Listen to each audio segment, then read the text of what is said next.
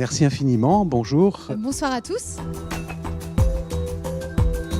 L'innovation sociale, ça mérite encore d'être travaillé, d'être un peu mieux défini, d'être un peu mieux circonscrit. Je me réjouis de cette 3e édition, de la mobilisation de tous les acteurs. Vous avez la parole pour des questions, des compléments, des interrogations. Comment innove-t-on ?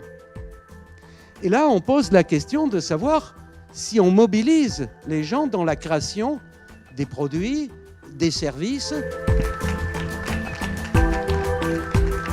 L'innovation sociale, on ne la décrète pas un matin en se disant on va se lancer dans l'innovation sociale. Souvent, le chef d'entreprise, en tous les cas pour les TPE et les PME, ne sait pas vraiment ce que ça veut dire, n'a pas forcément accès à toute l'information. Il y a énormément de projets qui ne se disent pas de l'économie sociale et solidaire, c'est pas tamponné économie sociale et solidaire, et pourtant qui relèvent, avec tout ce qu'on entend ici, de cette notion de respect, parce que moi c'est ce que j'ai retenu, hein. Quelque part il y a la notion de respect. Nous avons créé il y a 16 ans, 17 ans, des interventions à destination des résidents en maison de retraite. Là, en 3 ans, on a réussi à aider plus de 370 entrepreneurs sociaux.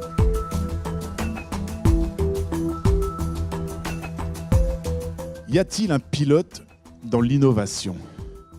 A-t-on tant de vieux problèmes qu'il nous faille tellement de nouvelles solutions ?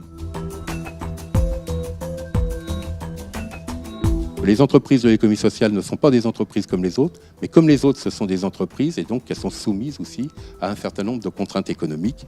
Et ça, l'équilibre entre le fait d'être différent mais d'être soumis aux mêmes contraintes économiques, quelquefois en termes de gouvernance et de management, c'est assez difficile à maintenir. C'est-à-dire que les conditions de travail ne doivent pas être détruites par les objectifs de production. Est-ce qu'il faut délivrer des labels ou des reconnaissances particulières sur cette innovation ? Est-ce que c'est les finances ? À ce moment-là, c'est plus de subventions. Tant que vous ne transformez pas radicalement les rapports sociaux à l'intérieur de votre entreprise, à mon avis, vous instrumentalisez le social, mais vous ne faites pas de l'innovation sociétale. Je crois que ça veut dire qu'il faut continuer à se rencontrer, continuer à faire du lien et continuer à débattre sur ce thème de l'innovation sociale.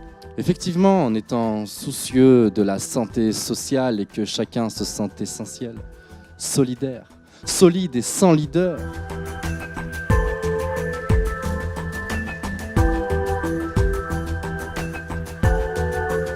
La personne qui est dans l'entreprise devient un citoyen quand elle sort de l'entreprise. Donc quelque part, innover socialement dans le monde de l'entreprise, c'est aussi élargir le champ de cette innovation-là plus largement à la société. Et finalement, les limites du monde nous donnent des perspectives immenses de créativité.